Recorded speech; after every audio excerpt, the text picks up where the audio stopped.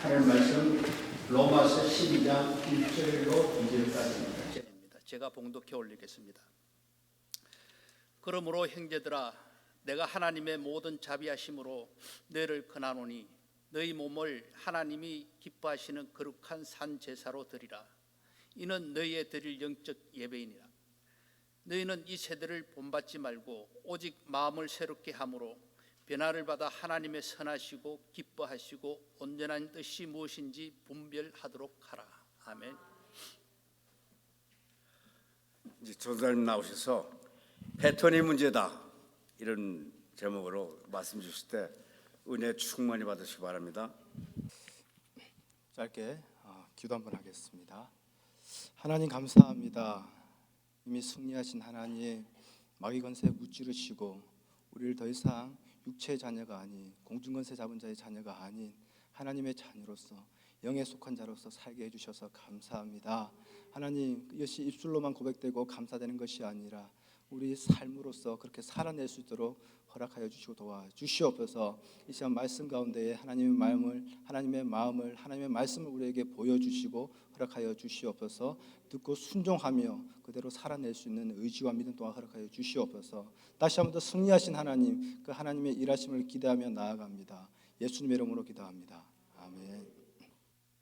다들 로마서의 말씀을 한 번쯤은 다 읽어봤을 겁니다.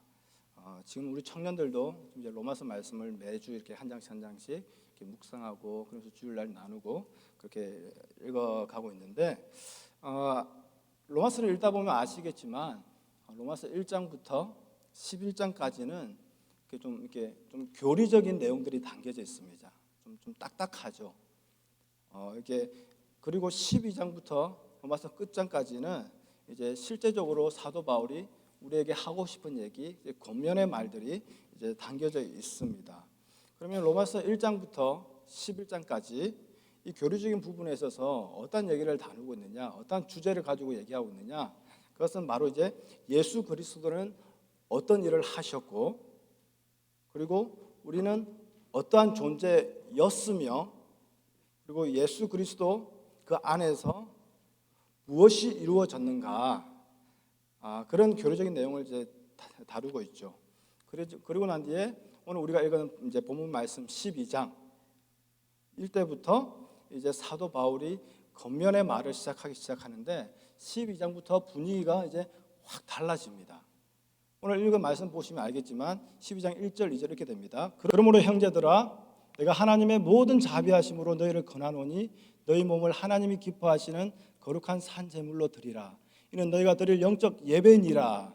이전까지는 교리적인 내용을 하면서 가르치는 거였어요. 근데 이제는 말투가 어떻습니까? 명령하고 있어요. 직설적으로 드리라. 그죠? 그리고 너희는 이 세대를 본받지 말라.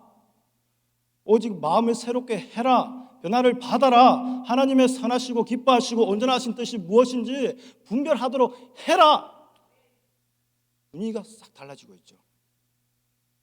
이렇게 시작한 이 권면의 이 로마서 말씀은 12장부터 끝장까지 계속 직설법과 명령법으로 이루어져 가고 있습니다. 계속 분별해라, 생각해라, 속하라, 섬기라, 힘써라, 두지 말라, 하지 말라, 도모해라, 이겨라, 존경해라. 그런데 이런 이야기를 계속 듣고 있자니 마치 그런 그림이 떠오르지 않으세요?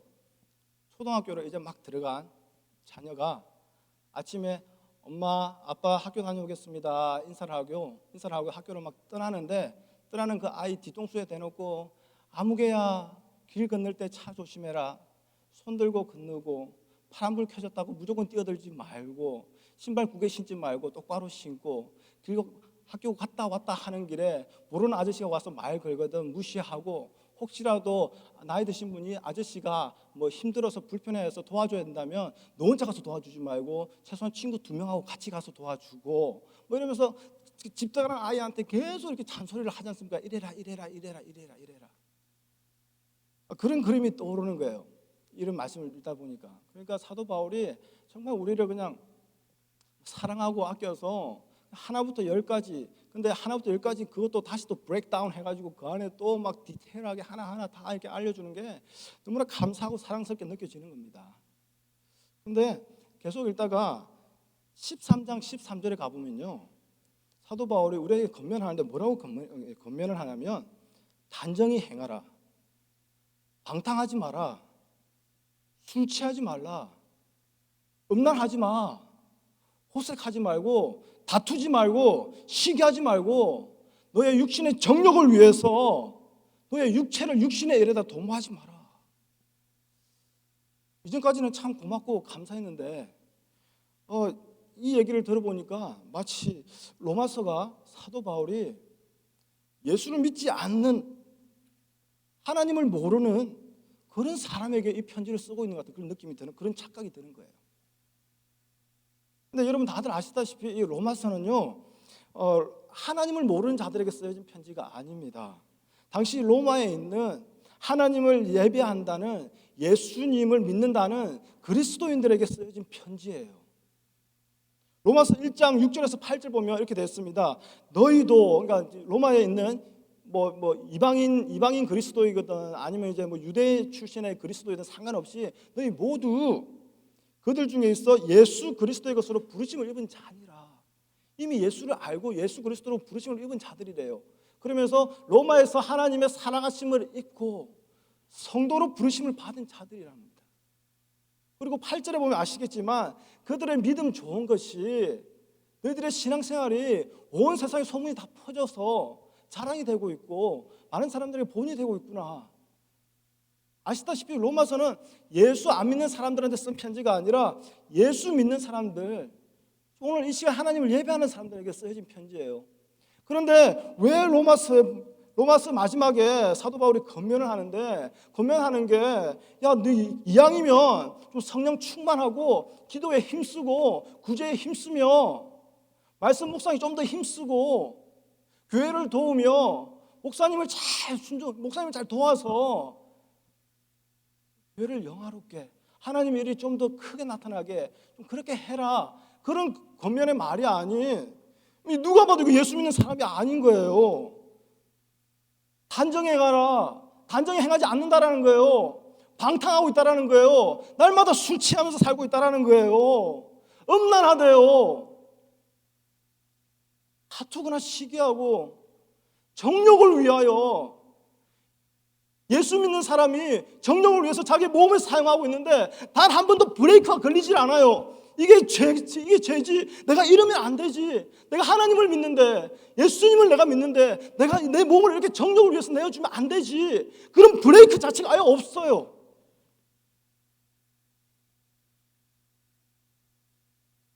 근데 이게 예수 믿는 사람이라고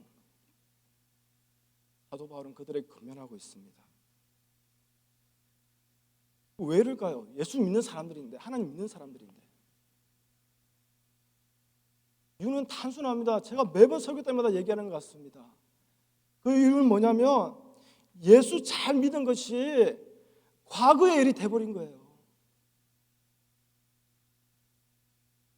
예수 잘 믿는 것이 과거의 일이 돼버린 거예요. 어떤 성도님이 저에게 한 동영상을 저한테 보내주셨어요. 그래서 그 동영상 설교를 보게 됐는데 거기서도 그 목사님이 이 로마서 말씀을 설교를 하시더군요. 근데 1장 8절에 보면 그들의 좋은 믿음이 온 땅에 소문이 났다고 얘기하죠. 근데 여러분, 소문은 어디에 기초한 거예요? 지나간 일들에 대해서 기초한 게 소문입니다. 오늘날 내가 하고 있는 것이 소문나는 게 아니에요. 지나간 날에 내가 이렇게 했다더라, 그 사람이 그렇게 했다더라 하면서 소문이 도는 게 그게 소문이에요. 그러니까 이 교회를 다니고 하나님을 믿는다는 이 로마 교회 안에 사람들이 그 신앙이 소문만 돼버린 거예요. 그러니까 이전 사건만 돼버린 거예요. 더 이상 그 하나님이, 오늘 내가 살아가는 이 순간에 살아계신 하나님, 역동적으로 움직이시며 끊임없이 나를 고민하고 갈등하게 만들면서 결국 그분이 원하시는 것에 순종하며 살아가는 삶이 아닌, 그저 한때 만났던 하나님, 그저 한때 뜨겁게 사랑했던 하나님, 그저 한때 성령 수양에 가가지고 하룻밤 울부짖으며 기도할 때 만났던 그 하나님, 그러니까 로마서 1장 21절에 이렇게 얘기합니다. 하나님을 알지만 그 하나님을 영화롭게도 아니하며 감사하지도 아니하고 오히려 그 생각이 허망하여지며 미련한 마음이 어두워졌나니. 그리고 계속 뭐라고 하냐면 23절에 썩어지지 아니하는 하나님의 영광을 썩어질 사람과 새와 짐승과 기어다니는 동물의 모양의 우상으로 바꾸었다라고 얘기합니다. 하나님 앞에서 정절을 지키며 고귀하게 여겨야 될 그 신앙이 싸구려가 돼도요, 이렇게 싸구려가 될 수 없을 만큼 너무나 싸구려가 돼버렸어. 그것이 이 세상에 썩어질 거 하고 바꾸어 버린다는 거예요. 여러분들이 뭔가 가지고 있는데 다른 사람 무언가하고 바꾸려고 한다고 생각해 보세요. 그러면 그 바꾸려고 하는 그 자체는 내가 가지고 있는 것보다 최소한 같거나 조금이라도 나은 것을 여러분 바꾸려고 하지 않겠습니까? 그러면 하나님이 우리에게 주신 그 신앙, 그 하나님을 향한 그 사랑, 그 마음들이 이 세상에 썩어지는 것보다 더 못하게 취급을 당하고 있는 거예요. 예수 믿는다는 사람들한테서요, 하나님을 믿는다는 사람들한테서요, 하나님을 모르고 교회를 모르는 사람이 아니라 하나님을 알며 하나님의 예배 시간에 나와서 찬양하며 기도하며 말씀을 경청하며 이 예배를 하나님께 드린다고 하는 사람들이 그 마음이 그렇다는 겁니다. 여러분, 우상으로 바꾸었다는 것은요, 제가 수요일날 금요일날 계속 성경 공부할 때 말씀드렸지만 어떠한 조각의 형상으로 바꾸었다고 말하는 게 아닙니다. 이 우상이란 것은요, 내 욕망, 내 욕심, 나의 정욕, 나의 계획, 나의 꿈, 나의 인생의 목표, 이 나의 아주 이기적이고 죄성이 가득한 이 자아를 실현할 수 있는, 그래서 이 모든 것이 투영되어져 있는 그 모든 그 something, 그게 우상이라는 거예요. 여러분, 부담스럽지만 제가 예를 하나 들게요. 11조입니다. 왜 제가 11조를 예를 들냐면 제가 한동안 그렇게 했기 때문이에요. 11조를 제대로 해서 복받았다는 얘기 많이 들어보셨죠? 부흥회 가면 단골 메뉴입니다. 11조 아니더라도 교회가 건축하고 힘든데 그 집을 전세 내놓고 그 집을 월세로 옮기면서 달세로 옮기면서 보증금을 하나님께 드렸더니 하나님께서 복을 쏟아 부어주셔가지고 돌아갔던 남편이 돌아오고 자녀가 잘 돼가지고 좋은 대학, 원하는 대학 들어갔고 그 집이 물질적인 축복을 받아가지고 옛날에는 2억짜리 집이었는데 이제는 20억짜리 집에 살고 그런 축복의 결과들 많이 들어보지 않으셨어요? 그런데 제가 말씀드린 것은 그렇게 드리는 그 마음이 나쁘다라는 게 아니에요. 그런 이야기들을 저도 어릴 때부터 계속 들어왔어요. 교회에서 자랐으니까. 초등학교 때부터 교회 부흥회 하면 졸더라도 자더라도 그 자리에 앉아 있었어야 됐어요. 그러니까 콩나물에 물 주면 물이 다 밑으로 새지만 결국 콩나물은 자라지 않습니까? 그것처럼 제 영은 계속 그 말씀을 받았던 거예요. 좋았든 나빴든. 그러다 보니까 어느 순간 나에게 그 11조 도전이 돼버렸어요. 야, 저 아무개 집사 11조 제대로 해가지고 복 받았다던데 나도 한번 해볼까? 11조를, 왜냐하면 11조는 계속 드렸기 때문에 지금까지 계속 11조 드렸는데 나에겐 그다지 크게 물질적인 복이 없는 거예요. 맨날 우리 집은 가난한 거예요. 그래서 그러면 저 사람은 10에 1조 드렸다고 하니까 나는 제대로 해보자. 나는 10에 2조를 드려보자. 10에 1조 드렸다 해가지고 저렇게 복 받았는데 10에 2조를 드리는데 하나님이 설마 나 무시하겠나? 10에 2조를요 한 6개월인가 쭉 드렸어요. 그런데 아무 일도 안 일어나는 거예요. 왜 이렇지? 하나님이 나를 다시 한번 시험하시나? 하나님, 그러면 10에 3조. 하나님, 10에 3조 드립니다. 10에 3조를 계속 드렸어요. 그리고 저는 기다리고 있죠. 뭘 기다리죠? 물질의 풍성함을 기다리고 있는 거예요. 근데 그 물질의 풍성함이 그냥 풍성함이 아니라 제가 10에 3조까지 드리면서 받았던 거는 그냥 물질의 풍성함을 원했던 거 아니에요. 제가 10에 3조까지 드리면서 내가 기다리고 고대했던 건 뭐냐면 물질이 대박치는 풍성함, 그냥 풍성한 게 아니라 대박을 치는 거예요. 제가 하나님께 100만 원 11조 드렸더라면 한 달 안에 하나님은 나에게 1000만 원, 2000만 원을 줘야 되는 거예요. 여러분, 이게 우상 아닙니까? 근데 그 10의 2조, 10의 3조를 드릴 때 저는 하나님 10의 2조 드립니다. 10의 3조 드립니다. 하나님, 헌신, 드림, 희생, 충성, 좋은 단어 다 갖다 붙였어요. 그런데 결국 그건 뭐예요? 결국 나의 욕망을 이루기 위해서 했던 거라는 거예요. 그게 우상 아닙니까? 11조라는 이름으로 드리지만 이렇게 드리면 조만간 하나님 나에게 뭐 주실 거야. 여러분의 욕망을 이루기 위해서 11조라는 우상을 세워놓고 그 우상을 통해서 하나님을 우리가 마음대로 끌어 사용하려는 거, 그거 우상이라는 거예요.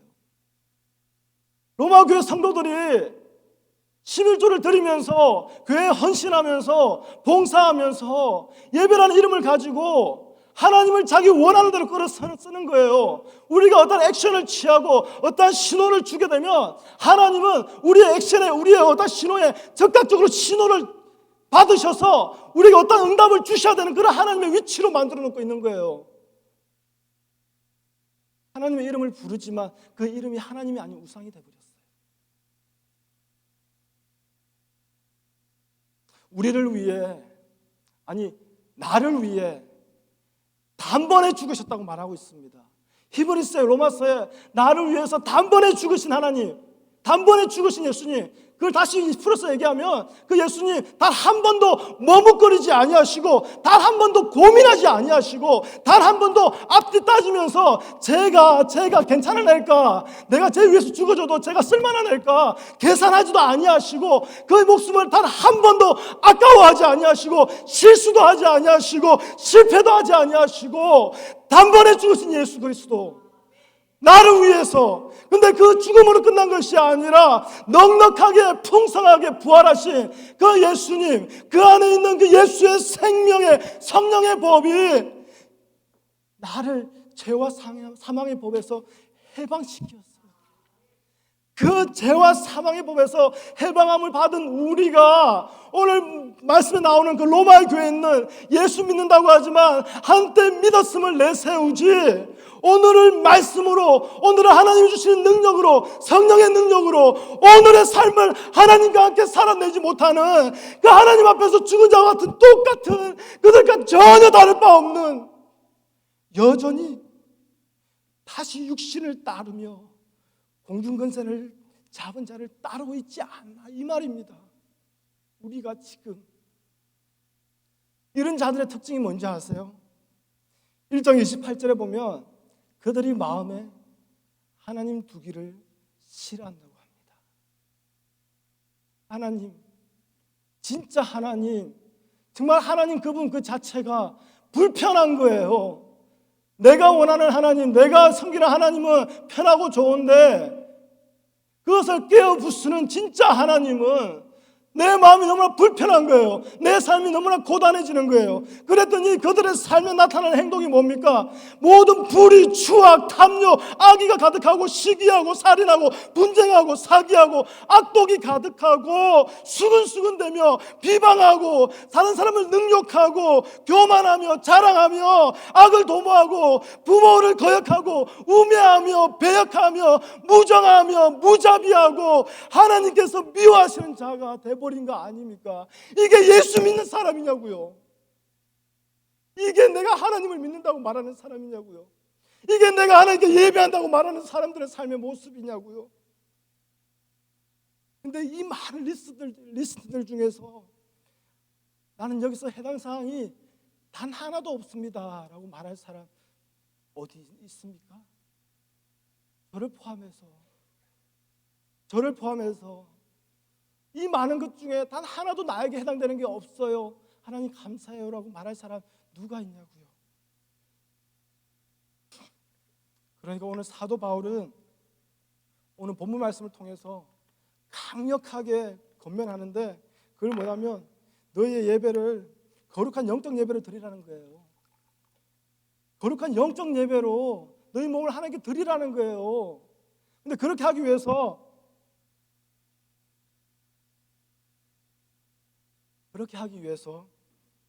사도 바울이 첫 번째 외치는 게 뭐냐면 이 세대를 본받지 말라라고 얘기합니다. 영어로 보면요, do not conform any longer to the pattern of this world. 이 세상이 우리에게 요구하는, 우리의 육체가 원하는 대세라고 하는, 흐름이라고 하는, 누구나 공감하고 이해하는 그 패턴이 있다라는 거예요. 근데 이 패턴은 하나님이 원하시는 삶과는, 하나님이 원하시는 모습하고는 정반대라는 거예요. 즉 하나님을 마음에 두기 싫어하는 그 자들에게 공통된 패턴이 있는데 1장 23절 우리 똑같이 봤지만 하나님의 영광을 썩어질 것들과 바꾸는 그 패턴이 있다라는 거예요. 여러분 아시겠지만 패턴이라 하면 단 한 번의 사건으로 그것이 패턴이라고 말하지 않습니다. 그렇죠? 이 패턴이라 하면 첫 번째 한 번 일어나고 그 다음에 어느 정도 지났을 때에 두 번째 똑같이 일어나고 세 번째, 네 번째, 다섯 번째, 열 번째, 20번째, 1년, 5년, 10년, 평생 끊임없이 반복되어지는 그것을 우리는 패턴이라고 말합니다.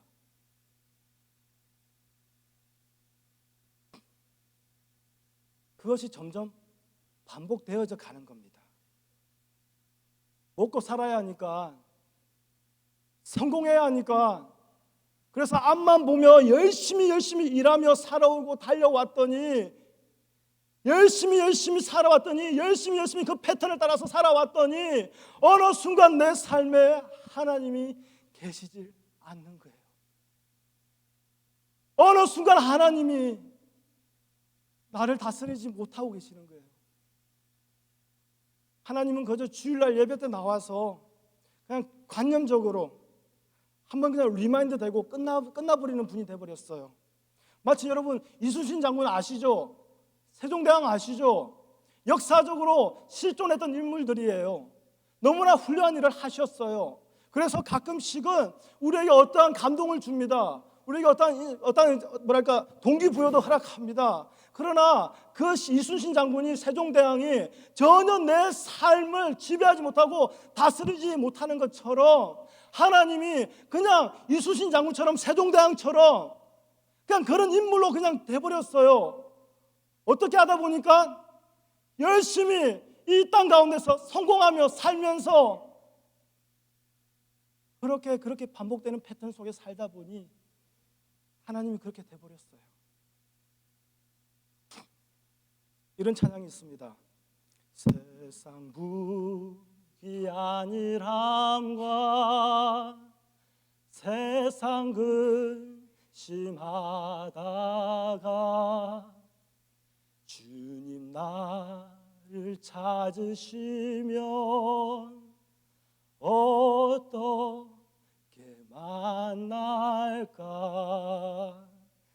세상 일에 얽매여서 세상 일만 하다가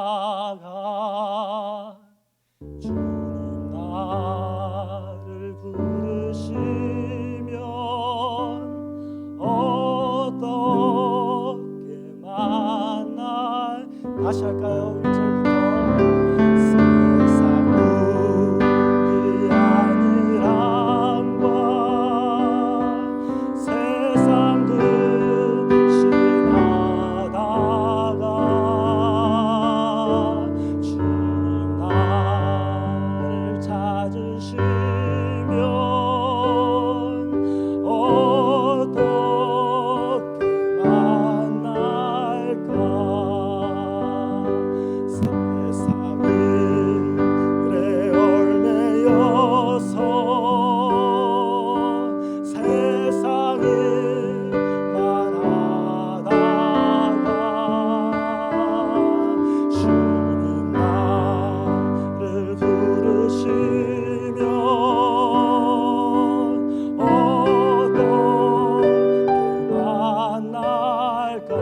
주님 내게 오시면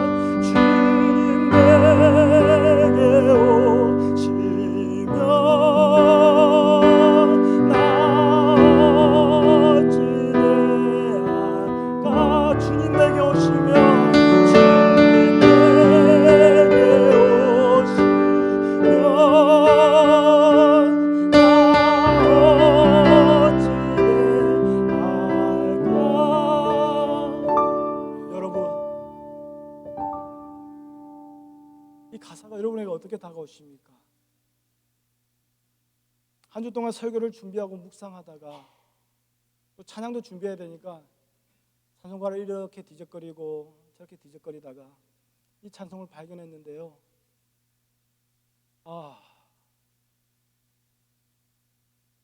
하나님 왜 지금 이 순간에 나에게 이 찬송가를 보여주시는지 너무 원망스럽더라니까요. 이 찬송가 가사를 보는 순간 제 마음이 너무나 불편해져 버렸어요. 제 마음이 너무나 불편해져 버렸어요. 첫 번째는 일주일 동안 세상에서 힘들게 고생하며 온 성도들에게 이런 얘기 해야 되나? 말씀드렸지만 저는 초등학교 3학년 때 하나님께 목사가 되겠습니다라고 하나님께 약속을 했어요. 그런데 지금 한국 나이로 제가 올해 나이 40입니다. 그동안 제가 딴짓한 거 아니에요. 사업하지 않았고요. 직장생활 하지 않았고요. 목사 안 하고 딴 거 해야지 한 적 한 번도 없어요. 그런데도 아직까지 목사가 되지 못했어요. 먹고 산다고, 아르바이트해서 학비 된다고, 내 생활비 번다고, 주유소에서, 슈퍼마켓에서, 고속도로 휴게소에서 청소 일하면서, 페인트 일하면서, 목수 일하면서, 벽지 바르며 그렇게 살다 보니까 하나님께서 성도들의 삶을 보여주시더라고요. 그냥 말씀대로 못 산다고 정죄하며 그들에게 말씀의 칼날을 내가 아무렇게나 휘둘러서는 되지 않는구나, 그들의 삶을 이해하게끔 하시더라고요. 그래서 제가 설교를 하지만 여러분들의 그 삶을 10분의 1은 그래도 이해하면서 품으면서 왜 그렇게 사는 것이 아니라 그렇게 살 수밖에 없었구나라는 그 마음을 먼저 품으면서 설교를 하는데, 이번 주 이 설교를 준비하는데 하나님 이 찬양을 보여주시면서 하나님 왜 내 마음을 이렇게 불편하게 하십니까? 두 번째, 하나님의 일을 하는 이 사역자의 자리에 내가 서 있는데 이 사역자의 일을 하는데도 이게 말 그대로 세상 북이 아니람을 찾고 있는 일로 전락되어질 때가 많은 거예요. 사역자의 일이 세상의 일로 전락되어질 때가 많은 거예요. 이거 한번 제대로 잘해가지고 내 인생 초라하지 않고 끝에 가서 한번 크게 한번 성공하리라, 그 마음이 내 안에 여전히 있는 거예요. 하나님이 이 찬송가의 가사를 끊임없이 묵상하게 하시면서 끊임없이 제 눈에 눈물을 허락해 주시더라고요. 세상 북이 아니란가 세상 근심하면서 세상 일에 얽매여서 세상 일만 하다가 나중에 주님이 나를 찾으시고 부르시면 그 주님 어떻게 만날까? 근데 3절의 가사가 이렇습니다.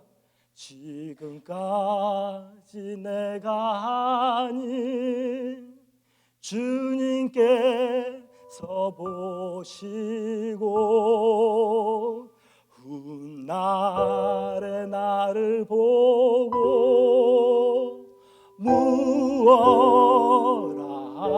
하실까? 지금까지 내가 아닌 주님께서 보시고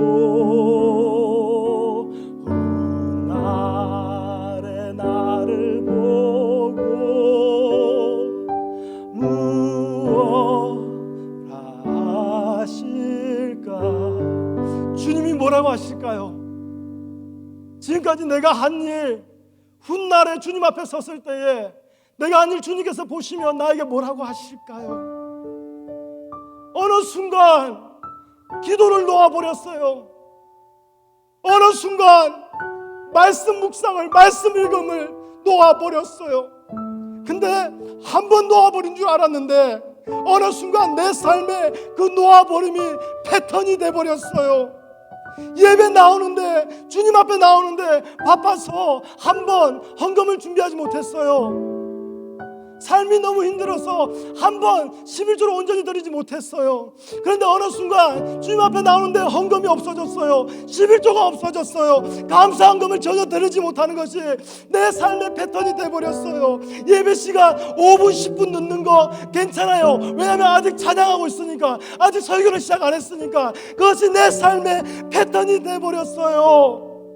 토요일날 저녁, 주일날 예배를 준비하는 그 삶이 나의 토요일날 저녁 문화가 아닌, 토요일날 저녁은 내가 쉬어야 되고 내가 뭔가 인조해야 되고, 그래서 밖에 나가서 친구들하고 파티를 즐겨야 되며, 토요일날 저녁 11시, 12시, 새벽 1시, 2시까지 가지로 갔다 와야 되고, 근데 그게 내 삶의 패턴이 돼버렸어요. 이 삶의 패턴이 결국 나를 죽이는 거예요. 하나님으로부터 멀어지게 하는 거예요. 아침에 일어났는데 처음 잡는 것이 말씀이었어요. 처음 잡는 것이, 처음 하는 것이 말씀 묵상이었어요. 하나님께 기도였어요. 근데 어느 순간 하나님 말씀을 잡는 대신, 기도를 하는 대신, 아침에 일어나서 내가 먼저 하는 것이 스마트폰을 잡아요. 절대 필요한 건 아니지만 안 하면 허전해지는 그 스마트폰. 그래서 매일매일 하나님께 드리는 그 예배, 그 기도의 시간이, 말씀 묵상의 시간이 스마트폰이 대체해버렸어요. 그것이 내 삶의 패턴이 돼버렸어요.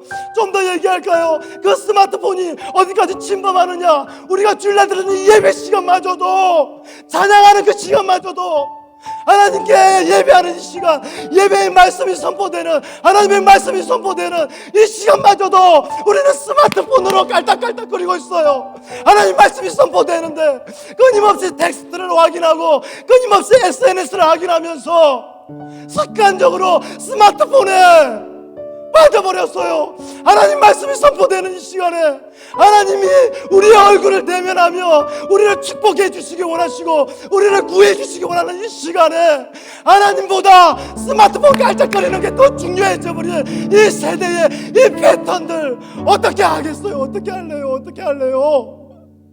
이 패턴들이 나를 죽여요. 이 패턴들이 하나님께서 내게 공급하시는 이 생명력을 끊어버려요. 이 패턴이 하나님께서 나를 품으시는 그 마음, 그 계획, 그 사랑하심을 완전히 끊어버려요. 나도 모르게 어느 순간 이 패턴이 내 삶을 자리 잡아버렸어요. 처음에는 힘들어요. 근데 두 번, 세 번 반복되니까 더 이상 힘들지가 않습니다. 왜 그런지 아십니까? 로마서 말씀을 말하고 있습니다. 1장 32절에 보면 자기들만 행할 뿐 아니라 또 그런 일을 행하는 자들을 옳다 하느니라. 이런 패턴이 잘못된 거야. 너 잘못 살고 있는 거야. 너 그렇게 살다가는 죽어. 그렇게 말을 하지 않는다라는 거예요. 괜찮아, 편하잖아, 재밌잖아, 설교가 길잖아, 그렇게 말하고 있다라는 거예요. 에베소서에서 말하는 것처럼, 똑같이 말하는 것처럼 이 세상의 풍조를 따르고 육체의 욕심을 따라 지내는 것이 바로 이 시대의 흐름이에요. 대세예요. 그것이 편하기 때문이에요. 여러분, 프란시스 찬이라는 목사님이 있습니다. 지금 미국 내에서 그리고 이제 over the world 아주 유명한 설교가로서 정말 이 시대에 영향을 미치는 하나님께서 귀한 종으로 들어 사용하시는데요. 코너스톤 커뮤니티 처치 거기서 얼마 전까지 담임 목사를 하셨습니다. 근데 저 교회가 계속 그로잉하는 자라는 교회예요. 성도들이 끊임없이 몰려들어요. 근데 그 교회를 저 목사님이 사임한 이유가 뭐냐면 이 말씀을 여러분들은 매주 듣지만 이 말씀을 평생 살면서 단 한 번도 듣지 못하는 사람들이 이 지구상에 너무 많다. 나는 그들에게 이 말씀 한 번이라도 들려주기 위해서 나는 떠날 거다. 그러면서 그 교회를 사임하셨어요. 근데 이 목사님이 설교 시간에 예화를 등했는데 그게 너무나 파워풀합니다. 이게 벌써 4, 5년 전에 했던 설교의 예화인데요. 목사님 말씀에 의하면 자기가 20년 전에 처음으로 이걸 사용했대요. 근데 그것이 너무나 파워풀해서 지금도 이렇게 인터넷상으로 계속해서 이렇게 많은 사람들이 보고 또 깨닫고 있는데요. 그게 뭐냐면 제가 오늘 그걸 똑같이 보여드릴게요. 똑같이 보여드릴게요. 이거는 저한테서 나온 것이 아니라 여기 로프가 있습니다. 로프가 있어요. 근데 이 로프가 여러분 상상하시기 바랍니다. 이 로프가 영원한 삶이에요. 이 로프가 그냥 forever 영원한 거예요. 영원한 거. 근데 그냥 막연히 영원한 것이 아니라 이 로프가 여러분이에요. 왜냐하면 하나님이 여러분 안에 영을 집어넣으셔서 그 영으로 인해서 우리는 영원히 사는 존재가 된 거예요. 영원히 이게 끝이 없는 거예요. 끝이 없이 영원히 사는 존재로 우리는 지금 만들어진 거예요. 근데 여기 이 핑크색 부분, 분홍색 부분이 우리가 육체가 있는 동안 사는 부분이라고 생각을 해봅시다. 우리가 육체가 있는 동안, 우리의 코에 호흡이 있는 동안 이 지구상에서 우리가 사는 그 기간이라고 생각해 보겠습니다.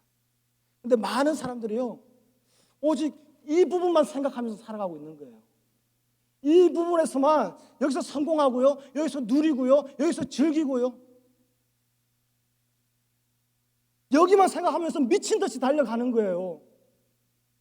그러니까 여기서 열심히 일하고 또 여기서 아끼고 여기서 또 아끼고 또 세이브해서 좀 더 괜찮은 거 사고 그러다 보면 즐기고 여행 가고 남들이 부러워하는 또 성공이라는 것도 이상하게 한번 누려보고 맛난 음식도 여기서 먹어보고 남들이 다들 부러워하는 나이스한 차도 여기서 한번 타보고 여기서 다 깔짝깔짝 하면서 살고 있는데 다들 이것만 보고 미친 듯이 달려가고 있는 거예요.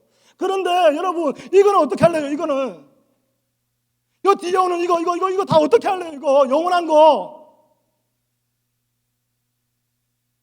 여러분, 이 핑크색 부분, 분홍색 부분, 이때 여러분들이 어떻게 사느냐가 이 영원한 것을 결정한다는 거예요. 이 영원한 것은 여러분이 이 핑크색 부분, 이 짧은 부분에서 어떻게 사느냐, 어떤 패턴으로 사느냐, 이것이 여러분의 영원한 삶, 끝이 없는 그 삶을 결정해버린다는 거예요. 그런데 우리는 왜 이 핑크색 부분에만 올인하면서 미친 듯이 우리의 인생은 여기서 다 끝나는 것처럼 그렇게 살아가고 있냐고요. 여러분, 왜 예수님은 우리에게 주님이 다시 오실 날을 알려주지 않으신지 아세요? 물론 예수님도 모르시고 오직 하나님 한 분만 아신다고 말씀하시죠. 왜 우리에게 알려주지 않으셨을까? 너무나 간단합니다. 예수님은 우리를 너무나 잘 알기 때문이에요. 만일에 주님이 다시 오실 날이 언제라고 우리에게 말씀해 주셨더라면, 여러분, 우리 잘 아는 거 있죠? 벼락치기. 시험 한 달 전부터 공부하는 사람 딱히 없습니다. 일주일 전부터 그냥 심리적인 불안만 다가올 뿐이에요. 하지만 이틀, 3일 전부터는 미친 듯이 하죠. 뭐예요? 벼락치기. 주님이 언제 다시 오시겠다, 그래서 그날 내가 너를 심판하겠다면 우리의 신앙생활 동안 마찬가지로 이 세상 모든 것 다 포기하고 말 그대로 벼락치기로 그때 미친 듯이 할 거예요. 그런데 주님이 우리의 신앙생활을 그 벼락치기 신앙생활로 심판하지 않겠다라는 거예요. 우리에게 주님 다시 오실 날을 가르쳐주지 않은 이유는 매일매일 우리가 어떠한 패턴으로 반복되어지는 그 삶, 매일매일 우리가 어떻게 살아가고 있는가, 그 삶을 보고 주님은 우리를 심판하고 판단하겠다는 거예요. 그래서 주님은 우리에게 그날을 가르쳐주지 않는 거예요.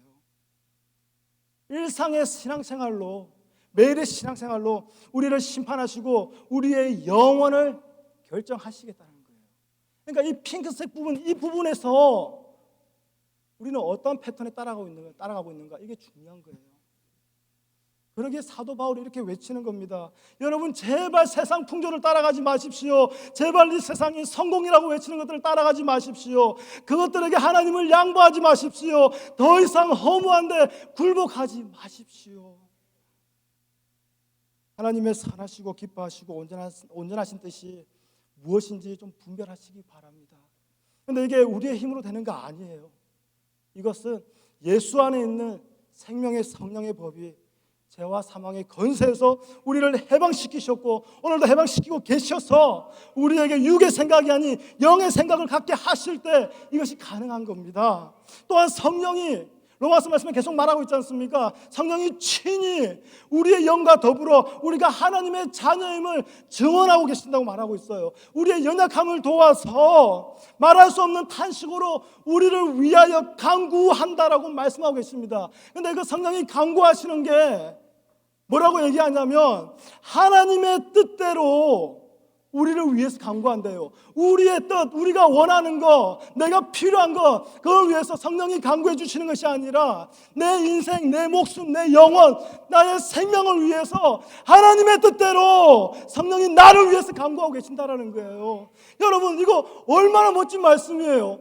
얼마나 감사한 말씀이에요.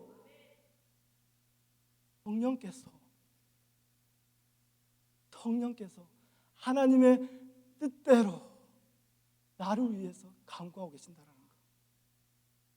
여러분, 거룩한 신앙의 생활 그 패턴을 회복하시기 바랍니다.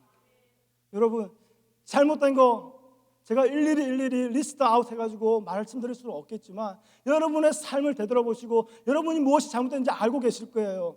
게으르십니까? 고치세요. 고치기를 애쓰세요. 여러분 삶 가운데 잘못되어져 가고 있는 패턴들, 그래서 하나님과 멀어지게 하고 하나님의 생명력을 끊어지게 만드는 그 패턴들, 여러분 고치시기 바랍니다. 회복하시기 바랍니다. 여러분, 그러나 이 모든 것 이전에 요한복음 16장 말씀처럼 성령이 우리에게 오시면 우리에게 가장 먼저 하시는 것이 바로 우리의 죄를 책망하는 것입니다. 우리의 죄를 지적하고 책망하는 거예요. 살아 운동력이 있어 좌우의 날선 검보다 예리하신 그 말씀으로 우리 죄의 패턴을, 우리의 혼과 영과 및 간절과 골수를 찔러 쪼개어 우리 죄의 패턴을, 우리의 신앙적인 체질을 완전히 끝내주고 변화시켜주는 그 능력이 있기를 소원합니다. 여러분, 정말 잘하는 사람, 정말 멋진 사람 보고 끝내준다라고 얘기하죠. 우리 예수님이 정말 끝내주는 예수님 아니십니까? 우리의 죄를 끝내주셨어요. 우리를 사망의 자리에서 끝내주셨어요. 우리가 죽음에서부터 육신의 자녀로서, 세상의 건세 잡은 자 자녀로서 죽을 수밖에 없는 그 죽음의 길을 예수님은 오셔서 끝내주셨어요. 그 예수님이 끝내주시는 예수님 아니십니까? 그 예수님이 나의 예수님이십니다. 그 예수님 부여잡기 바랍니다. 거룩한 신앙 패턴을 회복하시기 바랍니다. 믿음은 어제를 자랑하는 것이 아니라 오늘을 하나님의 선하시고 기쁘신 뜻대로 살아내는 것이, 그래서 오늘로 증명하는 것이 바로 믿음입니다. 믿음의 선한 패턴을 가지시길 부탁드리고 축복합니다. 기도하겠습니다. 하나님 감사합니다.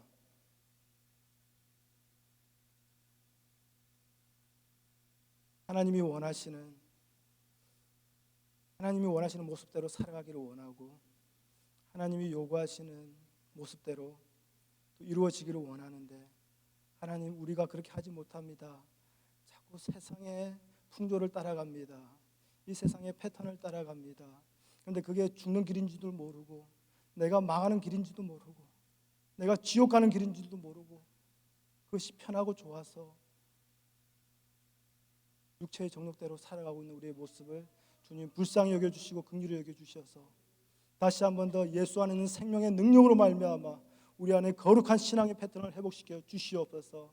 주님 다시 오실 때 우리의 매일매일 살아가는 우리의 삶의 신앙을 보며 우리를 판단하실 때 하나님, 그때 내가 주님께, 주님 내가 매일매일 주 위에서 살았으며 주를 생각하며 살았으며 그 말씀에 순종하고자 애쓰며 몸부림치며 살았습니다. 하나님, 내가 여기 있습니다. 내 이름 석자 기억하여 주시고 날 기억하여 주셔서 영원한 저 하늘나라로 나를 이끌어 주시옵소서라고 가감히 고백하고 기도할 수 있는 우리의 신앙의 삶이 되게 도와 주시옵소서.